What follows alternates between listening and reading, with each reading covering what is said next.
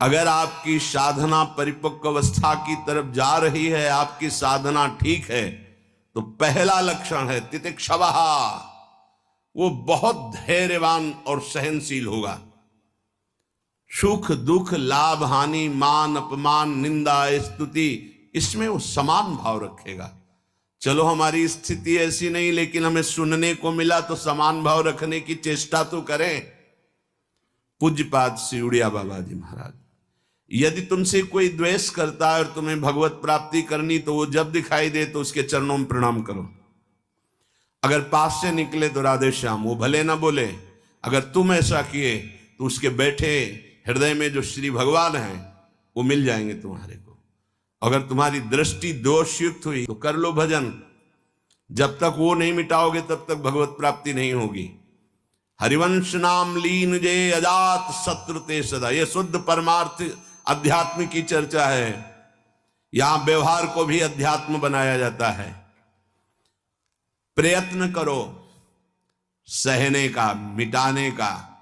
क्या गाली दे रहा है कोई, श्रवणेंद्रिय ने सुना, मन में जाके दाह पैदा हुई, ही नहीं, मेरे भगवान अपने समीप मुझे ऊंचाई देना चाहते हैं, प्रेम की ऊंचाई, ज्ञान की ऊंचाई, इसलिए ये कटु वचन बुलवा रहे हैं, मुझे सहन करना है। राधा राधा राधा, आगे निकल गए। जो सुख दुख मान अपमान लाभ हानि आदि द्वंद्वों को सह जाता है, देख लो, यहां लड़ना नहीं है, भक्ति सहना सिखाती। बोले कब तक सहेंगे, जब तक भगवान न मिल जाए। बोले वो तो बहुत ही दुष्ट हो जाएगा, अगर हर बार सहेंगे तो अगली बार और बढ़ के आएगा। कदापि नहीं। जो अपराध भक्त कर करे राम रोष पावक सो जरे, तुम सहो आग उधर लग जाएगी। उमा क्षमा सापौते भारी, अपने कर्म जाय अपकारी।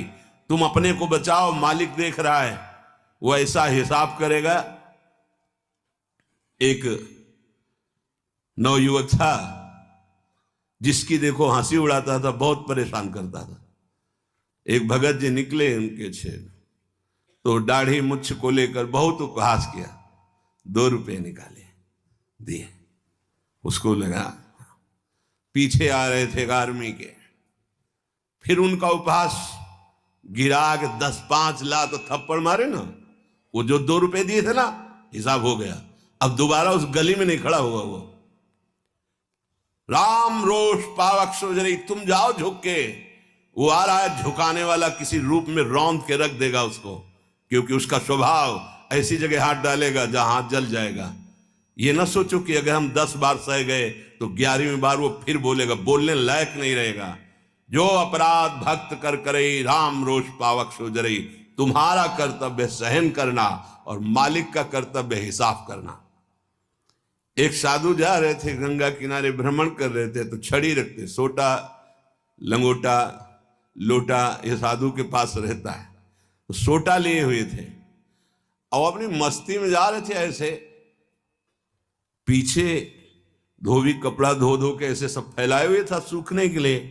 उसने देखा इतनी मेहनत से तो हम धो रहे, और बाबा जी रौंदता चला जा रहा है, तो जिससे धोआ वो पीटने वाला डंडा वही दौड़ा लेके रुक्मिणी जी के पास भगवान बैठे, विनोद तत्काल सुदर्शन चक्र, फिर ऐसे शांत हो गए। तो रुक्मिणी जी ने कहा, प्रभु जरूर ये स्थिति किसी भक्त पर संकट आने पे होती है, रुक क्यों गए? बोले उसके पास लाठी थी, उसने हिसाब कर दिया। 2-3 डंडे बाबा जी ने मारे, 2-4 डंडे धोबी ने मारे, तो दोनों धोबी ही है, इसीलिए मट गए। हाँ, अगर वो सर झुका देता तो वहां द्वारिकाधीश का सुदर्शन चक्र सेकंड के कम हिस्से में उपस्थित हो जाता। सर्वव्यापी तत्व है भगवान के पार्षद, जैसे नारायण निकला और वहीं हरि पार्षद प्रकट हो गए। आप अगर डंडे चलाओगे ना तो हिसाब किताब आपका भारी पड़ जाएगा। अगर आपने सर झुका दिया तो वो हर समय तुम्हें देख रहा है, कोई क्षण ऐसा नहीं है, कोई जगह ऐसी नहीं जहां उसके नेत्र ना हो। हाँ, विश्व तच्चक्षुर, पूरे विश्व में उसके नेत्र विराजमान हैं। सहना सीखो, यदि आगे बढ़ना है तो सहना सीखो। हमारी बात मान लेना, अगर मान लोगे तो जान जाओगे कि इसका रहस्य क्या है। जो सह गया सो भगवान को प्राप्त हो गया। जितना सहोगे उतने महान बनते चले जाओगे। ये शिक्षा हमको एक शराबी ने दी थी। बैकुंठ धाम ब्रह्मावर्त बिठोर ले गया, एकांत में ठाकुर जी के श्री विग्रह को दिखाया और नीचे के संगमरमर को दिखाया और कहा देखो यही संगमरमर तिल तिल काटा गया, टूटा नहीं तो आज भगवान बन करके आरती होती है। ए बाबा जी बना टूटना नहीं, चाहे जितना कष्ट आवे। सहनशीलता, सहनशील, आशय, उदार, धीरज सहित विवेकी, विवेकवान, धैर्यवान, सहनशील महात्मा होता है, चाहे गृहस्थ हो या विरक्त हो, भगवत मार्ग का पथिक। ये नाना प्रकार की कुचेष्टाएं करने पर दुखी या व्यथित होकर कुचेष्टा नहीं कर बैठता है। द्वंद्व रहित। आगे गतमान, ये जो अभिमान और ममता सर्वनाश कर देती है, भगवत मार्ग का उपासक उस अभिमान का सर्वनाश कर देता है। नहीं, किसी भी बात का अभिमान नहीं। सच्ची कहते हैं, जिस क्षण प्रभु बुलवाना ना चाहे तो एक शब्द भी नहीं आता हृदय में। कई बार हृदय से एकदम आते शून्य, खाली। अब न कोई प्रश्न का उत्तर है, न कोई प्रश्न है, न कोई वार्ता है।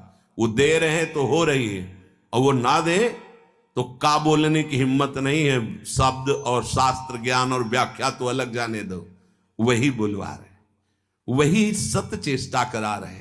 ये सतमार्ग पहाड़ पे चलना है, ये हमारे चढ़ने की योग्यता नहीं, पर वो वाचालम बना देते हैं। मूक को पंगु से पहाड़ चढ़ा देते हैं।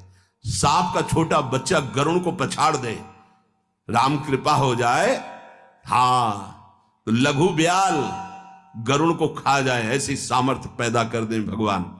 सब कुछ भगवान की सामर्थ्य से सत मार्ग का होता है, सब कुछ हमारे अहंकार से असत मार्ग का होता है। अहंकार त्यागी, सत मार्ग का अनुरागी। अहंकार युक्त तो कहेगा जरूर भगवान की सामर्थ्य से हो रहा है, पर अहंकार वासनाओं का खेल खिला के पाप करेगा। तो कह रहे गतमान, ये भगवान को अधीन करने वाली आगे बात कह रहे हैं। इस सुख निधान भगवान तुम्हारे अधीन क्यों नहीं हो जाएंगे यदि ऐसा करोगे? पहला, मान अपमान, दुख सुख, लाभ हानि में समान भाव। दूसरा, मान को स्वीकार मत करो। ये देहाभिमानी पुरुषों के द्वारा किया हुआ प्रणाम नमस्कार, ये देहाभिमान को पुष्ट करने वाली अविद्या की एक नई चाल है। उनके हृदय में विराजमान सच्चिदानंद भगवान को देखते हुए इसे विनोद में उड़ा दो। विनोद में, मैं जान रहा हूं प्रभु अब नहीं फंसेंगे, गुरु कृपा हो गई, आपका ये प्रणाम नमस्कार फांस नहीं सकता, नाथ आप तो हमारे स्वामी हो, अब नहीं। लाखों प्रणाम दंडवत हो रही, लेकिन नहीं, वो तुम्हारी प्रणाम दंडवत नहीं हो रही, तुम्हें फंसाया जा रहा है। आखिरी खाई है यश कीर्ति मान। नहीं, हे सच्चिदानंद गुरुदेव, आप सब रूपों में काहे को मजाक कर रहे हो प्रभु, आप ही तो विराजमान हो नाथ, कोई नहीं फंसा पाएगा। अब हम तो बड़े भजनानंदी, हमारा बड़ा नाम हो रहा है, प्रणाम नमस्कार हो रहा, तो आगे है खाई, उसमें मुंह भरा गिर जाओ, निकल नहीं पाओगे। जैसे कंचन की खाई, कामिनी की खाई, ऐसे कीर्ति की खाई। तो गत मान, सबहि मान प्रद आपमानी, सबके चरणों में बंधन भक्ति, मेरे नाथ इन सब रूपों में विराजमान। वो प्रणाम कर रहे हैं, नमस्कार कर रहे हैं, वो जय बोल रहे हैं, ये उनकी महानता है। वो अपने हृदय की स्थिति के अनुसार बर्ताव कर, हम तो अधम जीव हैं, प्रभु की कृपा से चल रहे। मेरे प्रभु सब रूपों में है, कहीं मान नहीं छुएगा, और अगर मान छू गया तो विष चढ़ गया। सम्मानम कल्याति घोर गरलम, ये मान रूपी जहर केवल गुरु कृपा से ही दूर होता है। एक ही जगह इस मान की धुलाई होती, दूसरी जगह नहीं, और दूसरी जगह तो आप जहां भी जाओगे वैष्णव चिन्ह देख के सम्मान होगा। एक है घाट, गुरु घाट, जिनमें इसकी धुलाई होती है, वहां कोई भी तुम्हारी चतुराई नहीं चलेगी, कोई भी गुण नहीं चलेगा, कोई भी प्रभाव नहीं चलेगा। वहां धुल के रख देते हैं इस मान को, और जहां मान धुला और दैन्यता आई तो हरि कंठ लगा लेते हैं, भगवान उसे अपने समीप रख लेते हैं। बलिहारी गुरु आपने, जिन्होंने मान को मिटिया मेट कर दिया, बलिहारी कभी नहीं सुधरता है मान का स्वभाव। ये गुरुदेव, इसीलिए गुरुदेव के हाथ का खिलौना कोई बिरला ही बनता है। अहंकार के हाथ के खिलौने तो सब बने हुए, जैसी चाबी भरता है अहंकार वैसे ही खेल हो रहे, लेकिन कोई गुरुदेव के हाथ का खिलौना विशेष लाडला होता है। भर दी चाबी, अब उसके हृदय में खेल चल रहा है निकुंज का। मान का त्याग करा करके दैन्यता का भाव प्रकाशित करना, ये प्रेमी महापुरुष सदगुरुदेव की कृपा से होता है। गत मान, आगे ज्ञान रथ। ज्ञान किस बात का? एक क्षण भी प्रभु का स्मरण न छूटे, इससे बड़ा कोई ज्ञान नहीं। बात पकड़ लो। तुम्हें कुछ आता हो या ना आता हो, बस राम कृष्ण हरि राधा राधा बोलना आता है, इससे बड़ा कोई ज्ञान नहीं है। ये भगवत स्मृति है।